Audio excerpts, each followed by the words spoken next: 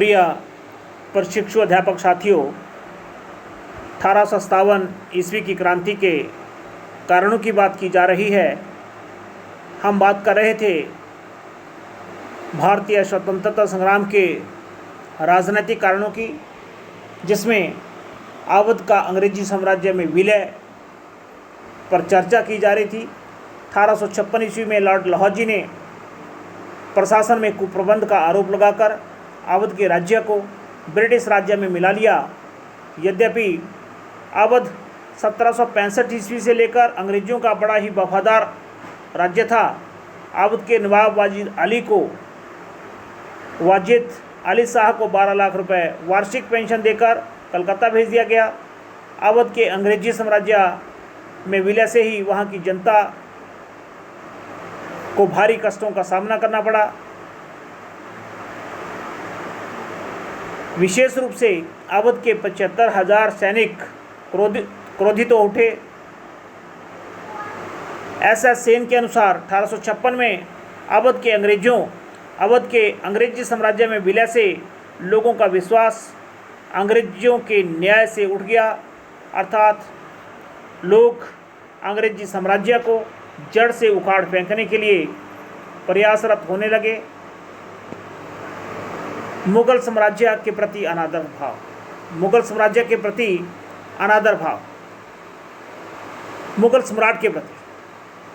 Lord Hastings के शासनकाल से ही अंग्रेजों ने मुगल सम्राट को उपहार देना बंद कर दिए थे।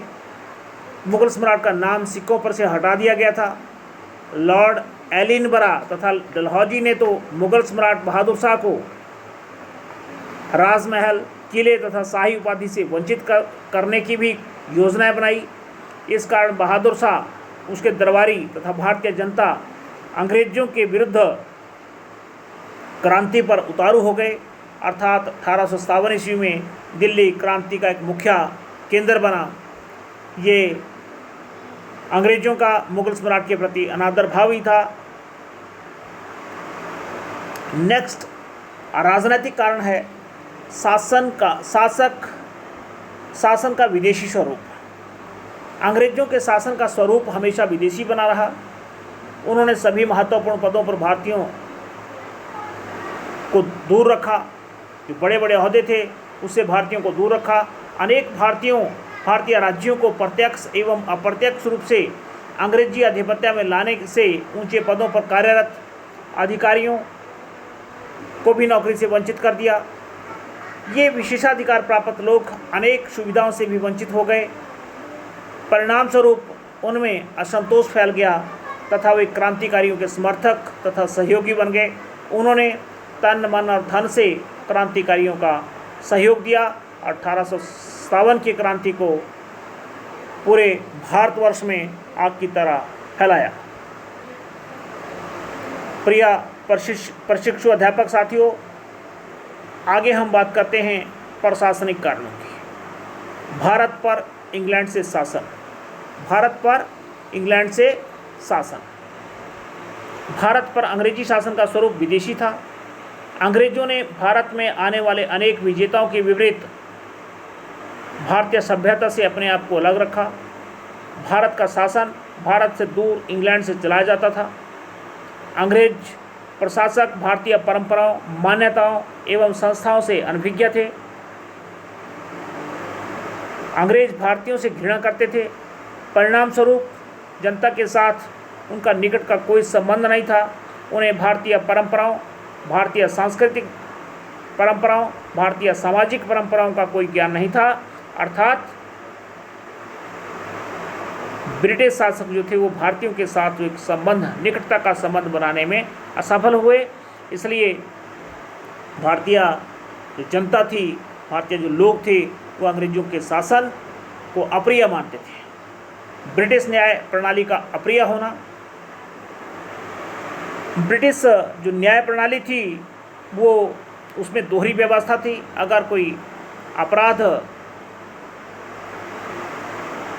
भारतीय करता है तो उस अपराध के लिए भारतीयों को भारी जुर्माना चुकाना होता था, उनको भारी दंड दिया जाता था। अगर वही अपराध कोई अंग्रेज अधिकारी करता तो उन्हें मामूली दंड देकर छोड़ दिया जाता था। अंग्रेजों की न्याय व्यवस्था भी भारतीयों को पसंद नहीं आई। इस व्यवस्था में देरी, व्यय एवं निष्पक्ष निर्णय का अभाव था। ये मुख्य कमियाँ थी। धनी व्यक्ति पैसे के बल पर निर्णय अपने पक्ष में करवा लेते थे। अतः भारतीयों ने इसे शोषण का एक साधन माना तथा अंग्रेजों से भारतीय घृणा करने लगे। नेक्स्ट है भारतीयों को उच्च नौकरियों से वंचित रखना। भारतीयों को उच्च नौकरियों से वंचित रखना। अंग्रेजों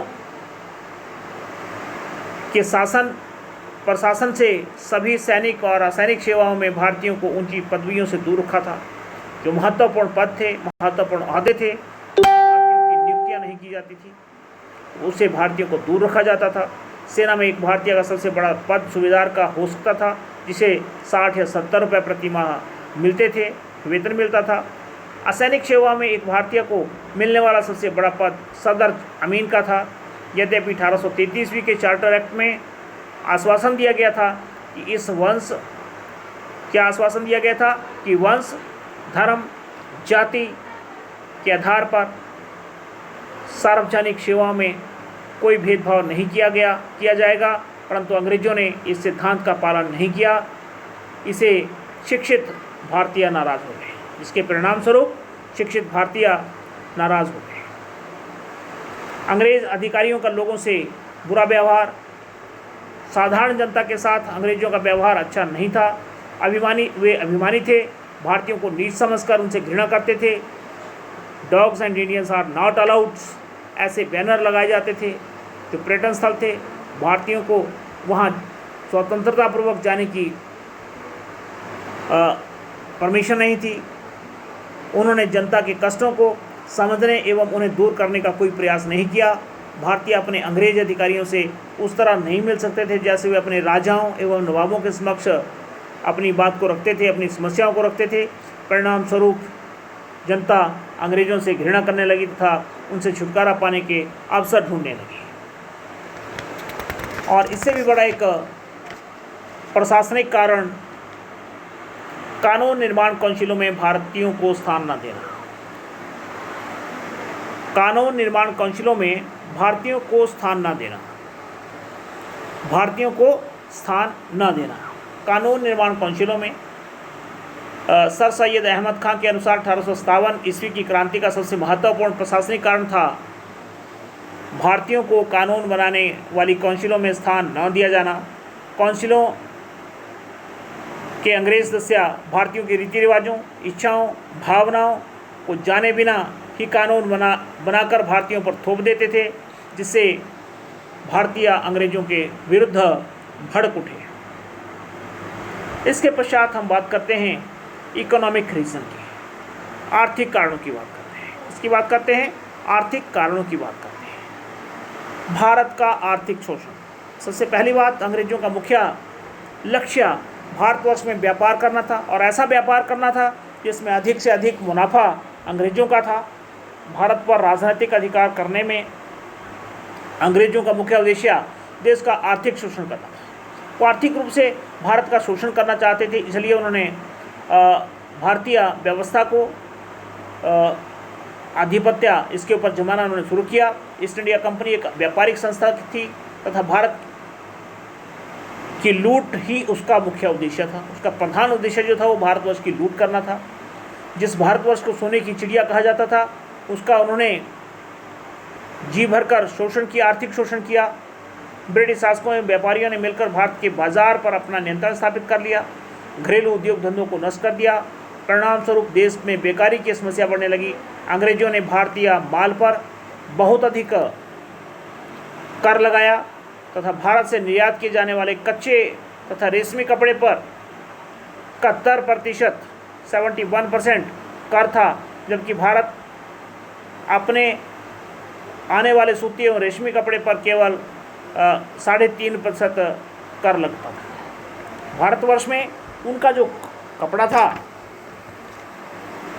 भारतवर्ष में जो ब्रिटेन से रेशमी कपड़ा आता था उसके ऊपर मात्र 3.5% जो कर था वो लगाया गया था, जबकि यहाँ निर्मित जो कपड़ा था उसके ऊपर 71% जो था वो कर लगाया गया था। ये अमानवीय व्यापार नीति अंग्रेजों की थी। उन्होंने भारतीय आर्थिक संसाधनों का भरपूर शोषण किया और भारतवर्ष को एक आयातक देश बनाकर छोड़ दिया। भारतवर्ष के उद्योग धंधों को, घरेलू उद्योग को, कुटीर उद्योगों को, चरखा उद्योग को तहस नहस कर दिया, जिसके परिणाम स्वरूप भारत में चारों ओर बेरोजगारी और भूखमरी का वातावरण हो गया। अर्थात बेरोजगारी में लोग अंग्रेजों के शासन को उखाड़ फेंकने के लिए प्रयत्न करने लगे। नेक्स्ट है भूमि पर अनुचित दबाव। जो लोग उद्योग धंधों में कार्य करते थे, उनके उद्योग धंधे नष्ट होने के कारण भूमि पर अधिक व्यक्ति काम करने लगे। भूमि इतनी अधिक नहीं थी उससे सारे देश का काम चल सके। भूमि पर दबाव बढ़ गया, बढ़ जाने के कारण उत्पादन भी कम हो गया। परिणाम स्वरूप भूखमरी बढ़ी, परंतु अब भी सरकार अनाज का निर्यात इंग्लैंड करती रही। भारत में अकाल जैसी स्थिति होने के पश्चात भी ब्रिटिश सरकार भारत से अनाज जो था वो अपने देश को, ब्रिटेन को भेजती रही। इन कारणों से देश में भयंकर अकाल पड़े। अर्थात 1857 ईस्वी से पहले भारतवर्ष में 7 बहुत बड़े अकाल पड़े, जिसमें हजारों लाखों लोगों की मौत मातर भूख के कारण हुई। अतः भारतीय जनता अंग्रेजों की विरोधी हो गई। नेक्स्ट हम बात करते हैं लगान की कठोर दर एवं लगान नीति। लगान की कठोर दर एवं लगान नीति। ईस्ट इंडिया कंपनी को भारत में अपना राज्य विस्तार करने के लिए धन की आवश्यकता थी। धन प्राप्त करने का सबसे मुख्य साधन भूमि कर था। 1793 ईस्वी में स्थायी बंदोबस्त के बाद किसानों को सरकार एवं जमींदारों को अपनी उपज का 60% कर के रूप में देना पड़ता था। किसानों को नकदी के रूप में कर देने के लिए विवश किया गया। कर वसूली का तरीका बहुत ही कठोर था। बहुत ही कठोर तरीके से कर वसूला जाता था। किसानों को नकदी के रूप में भी कर देने के लिए विवश किया गया। इसके लिए सेना की मदद ली जाती थी। जो लोग किन्हीं विशेष व्यवस्थाओं के कारण कर नहीं दे पाते थे, सेनाओं की मदद से उनकी संपत्तियां लूट ली जाती थी। पानीपत जिले में लगान इकट्ठा करने के लिए 150 घुड़सवार रखे गए थे, जबकि पुलिस का कार्य करने के लिए केवल 22 घुड़सवार रखे गए थे। कर न चुकाने वाले किसानों की ज़मीन को नीलाम कर दिया जाता था। इस बारे में डॉक्टर ताराचंद लिखते हैं, कराधान की ऐसी अन्यायपूर्ण नीति ने किसानों को तबाह कर दिया तथा किसान कृषि को अत्यधिक पिछड़ी स्थिति तक ला दिया। ये लगान इकट्ठा करने की जो नीति थी उसने लगभग भारतीय कृषि को तहस नहस कर दिया। इनाम में प्राप्त जागीरों को छीनना। लॉर्ड विलियम बेंटिक ने ऐसी सभी जमीनों को छीन लिया जो भारतीय राजाओं एवं नवाबों द्वारा दान एवं पुरस्कार के रूप में लोगों को दी गई थी। 1852 ईस्वी में लॉर्ड डलहौजी ने इनाम कमीशन की नियुक्ति की, जिसने दक्षिण भारत में 30,000 जमींदारियाँ जब्त कर ली। 30,000 जमींदारियाँ जब्त कर ली गई। इससे लोगों में बड़ा असंतोष फैला, जो क्रांति के समय स्पष्ट रूप में दृष्टिगोचर हुआ। जनता में बेरोजगारी एवं गरीबी। 1857 ईस्वी की तक पहुँचते अंग्रेजी सरकार की व्यापारिक राजस्व संबंधी नीतियों के कारण जनता में भूखमरी एवं गरीबी की दर बढ़ती गई। ऐसे लोगों की संख्या बढ़ती जा रही थी जिनके पास पेट भरने के लिए अनाज एवं पहनने के लिए कपड़े नहीं थे। दादा भाई नौरोजी के अनुसार भारतीय जनता के लिए जीवन का अर्थ साधारणतया अर्ध पेट खाने, भूखे मरने अर्थात अकाल एवं रोग से ग्रस्त रहने के अतिरिक्त कुछ नहीं था। भारतीय जनता अपनी इस दशा का दोषी अंग्रेजों को समझती थी तथा इस शासन से छुटकारा पाने की तलाश में थी। सर सैयद अहमद खां के अनुसार कुछ लोग इतने गरीब थे कि एक एक आने अथवा एक एक सेर आटे के लिए प्रसन्नतापूर्वक विद्रोहियों के साथ मिल गए। इतनी हालत खराब हो गई भारतीय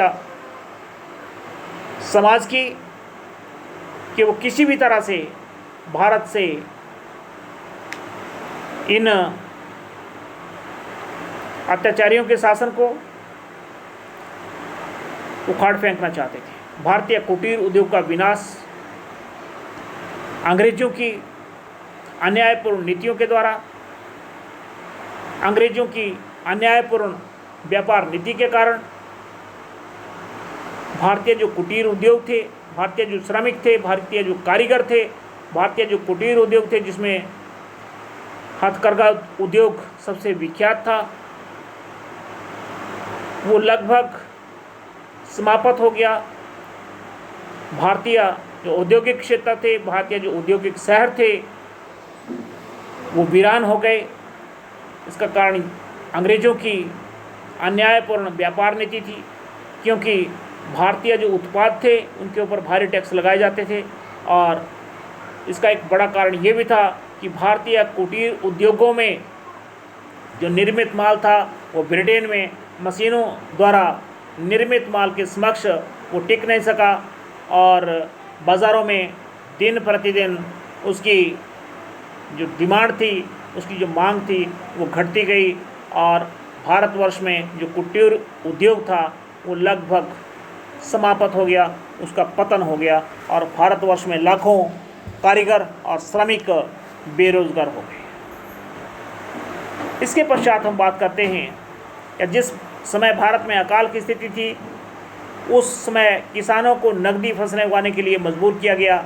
ये किसान विद्रोहों के द्वारा हम देख सकते हैं कि भारतवर्ष में अनाज नहीं था, लेकिन अंग्रेज बलपूर्वक भारतीयों को नील की खेती करने के लिए, भांग की खेती करने के लिए बलपूर्वक उनको विवश करते थे, जबकि भारत में उस समय अनाज की बहुत अधिक मांग थी। उसके पश्चात हम बात करते हैं सामाजिक एवं धार्मिक कारणों की। क्या ऐसे सामाजिक एवं धार्मिक कारण थे जिनके परिणाम स्वरूप 1857 की क्रांति का उदय हुआ? सबसे पहले हम बात करते हैं सामाजिक असंतोष की। अंग्रेजों के कार्यों ने भारतीय सामाजिक जीवन पर बुरा प्रभाव डाला। भारतीय सामाजिक जीवन अस्त व्यस्त हो गया। उच्च वर्ग के बहुत से लोगों की संपत्ति, जागीर, उपाधियां आदि छीन ली गई, जिससे अंग्रेजों के प्रति विरोध भावनाएं बढ़ने लगी तथा वे अवसर मिलने पर अंग्रेजों से बदला लेने के लिए तैयार रहने लगे। सामाजिक असंतोष इन अन्यायपूर्ण नीतियों के कारण भारतीय समाज में पनपा। भारतीयों के सामाजिक जीवन में हस्तक्षेप। अंग्रेजों ने अनेक समाज सुधार कानून पास करके भारतीयों के सामाजिक जीवन में सीधे सीधे हस्तक्षेप किया। लॉर्ड बेंटिक ने सती प्रथा, बाल हत्या, नर हत्या, बाल विवाह आदि को बंद करने का प्रयत्न किया। डलहौजी ने विधवा विवाह कानून 1856 ईस्वी को पास कर दिया। यद्यपि ये सुधार भारतीयों के हित में किए गए थे, परंतु जो रूढ़िवादी भारतीयों के लिए यह हस्तक्षेप असहनीय था तथा उन्होंने इन्हें अंग्रेजों द्वारा भारतीय सभ्यता और संस्कृति को नष्ट करने का प्रयास किया। अतः वे ब्रिटिश शासन के विरोधी बन गए, ब्रिटिश शासन के पूर्ण रूप से विरोधी बन गए। नेक्स्ट है जातीय भेद। सामाजिक कारणों में जातीय भेद। अंग्रेज भारतीयों को हीन समझते थे, उनके प्रति घृणा के भाव रखते थे। वे अहंकार के कारण भारतीयों से सामाजिक मेलजोल रखना अपना अपमान समझते थे। भारतीयों को पशु समान समझते थे। रेलगाड़ी की प्रथम श्रेणी में भारतीय सफ़र नहीं कर सकते थे। भारतीय अंग्रेजों के साथ उठ बैठ नहीं सकते थे तथा सामाजिक उत्सवों में भाग नहीं ले सकते थे। यूरोपियों द्वारा संचालित होटलों एवं क्लबों में भारतीयों का प्रवेश नहीं था। भारतीयों का प्रवेश जो था वो वर्जित था। उन पर लिखा होता था, कुत्तों और भारतीयों के लिए प्रवेश वर्जित है। Indians dogs and Indians are not allowed. ये इसकी ये पट्टिकाएँ लगाई गई होती थी, जो दर्शाता है कि भारतीयों के लिए उनके मन में कितना द्वेष प्रवृत्ति थी। उच्च सरकारी पदों पर केवल अंग्रेज ही नियुक्त किए जाते थे। अंग्रेजों की मनोवृत्ति का अंदाजा आगरा के मजिस्ट्रेट के इस बयान से लगाया जा सकता है। कठोर दंड के भय के आधार पर प्रत्येक भारतीय को, चाहे उसका पद कुछ भी हो, सड़क पर चलते हुए अंग्रेज को सलाम करने के लिए, और यदि वह घोड़े पर हो, गाड़ी में हो, तो उतर कर चुपचाप खड़े होकर प्रत्येक अंग्रेज को सम्मान देने के लिए मजबूर किया जाना चाहिए। डॉक्टर ईश्वरी प्रसाद के अनुसार अंग्रेजों के इस अनुचित एवं अत्याचार पूर्ण शासन से भारतीय उनके विरोधी हो गए, अर्थात भारतीय की किसी भी कीमत पर अंग्रेजों को भारत से खदेड़ देना चाहते थे। उनके शासन को उखाड़ फेंकने के लिए वो हमेशा तत्पर हो गए। रेल एवं तार की स्थापना। डलहौजी के शासनकाल में भारत में रेल एवं तार की स्थापना की गई। भारत के रूढ़िवादी लोग समझने लगे कि वह उन्हें स्थायी रूप से दास बनाने के साधन हैं। कुछ लोगों ने यह अफवाह भी फैला दी कि यदि वे ईसाई नहीं बनेंगे तो उन्हें रेल के इंजनों के नीचे देकर या तारों में लपेटकर मार दिया जाएगा। पश्चिम शिक्षा तथा साहित्य का प्रभाव। 1835 ईस्वी में अंग्रेजों ने भारत में अंग्रेजी भाषा को शिक्षा के माध्यम का स्वरूप बनाया। पश्चिमी शिक्षा एवं ज्ञान विज्ञान का प्रचार शुरू किया। नई शिक्षा प्रणाली के अंतर्गत स्थापित सभी स्कूलों में सभी जातियों एवं धर्मों से संबंधित विद्यार्थी बिना भेदभाव के एक साथ पढ़ने लगे। इन स्कूलों में ईसाई धर्म की शिक्षा दी जाती थी। इस बारे में लॉर्ड मैकाले ने अपनी मां को लिखा था, आने वाले 100 वर्षों में भारत में एक भी मूर्ति पूजक नहीं बचेगा। ये लॉर्ड मैकाले के शब्द हैं। अपनी मां के लिए जो उसने पत्र लिखा था, उसमें स्कूलों में बच्चों को पढ़ाया जाता था कि उनका ईश्वर ईसा मसीह है। अतः कट्टर हिंदू एवं मुसलमानों में अंग्रेजों की इस नीति के संबंध में असंतोष की भावनाएं पनपने लगी। ईसाई धर्म का प्रचार। यद्यपि अंग्रेजों का उद्देश्य भारत में ईसाई धर्म का प्रचार करना नहीं था, तो भी 1813 ईस्वी में चार्टर एक्ट के बाद ईसाई धर्म प्रचारकों को भारत आने की स्वीकृति मिली। ब्रिटिश सरकार ने ईसाई मिशनरियों को राजकीय सहायता दी। धर्म परिवर्तन कराने के लिए भारतीयों को सरकार ने प्रलोभन दिए। धर्म बदलने वालों को बड़ी आसानी से सरकारी नौकरियां मिल जाती थी। बेंटिक के शासनकाल में पैतृक संपत्ति संबंधी कानून बने, जिनके द्वारा धर्म बदलने पर पैतृक संपत्ति से वंचित नहीं किया जा सकता था। डलहौजी द्वारा बच्चा गोद लेने की प्रथा का निषेध किया गया। हिंदू धर्मशास्त्र के विरुद्ध, जो हिंदू धर्म शास्त्र के विरुद्ध था, 1845 ईस्वी में एक नियम बनाकर जेलों में बंद भारतीयों को भोजन गैर ब्राह्मण व्यक्तियों द्वारा बनाया जाने लगा। गोपीनाथ नामक एक बंगाली हिंदू जो ईसाई बन चुका था ने लिखा था कि जेल में कैदियों को प्रतिदिन एक ईसाई अध्यापक ईसाई धर्म की शिक्षा देता था। इन सब बातों के परिणाम स्वरूप भारतीय जनता में यह भय और शक व्याप्त हो गया कि अंग्रेज उनकी सभ्यता तथा संस्कृति को नष्ट करने का प्रयास कर रहे हैं। अतः वे अंग्रेजों के विरुद्ध उठ खड़े हुए।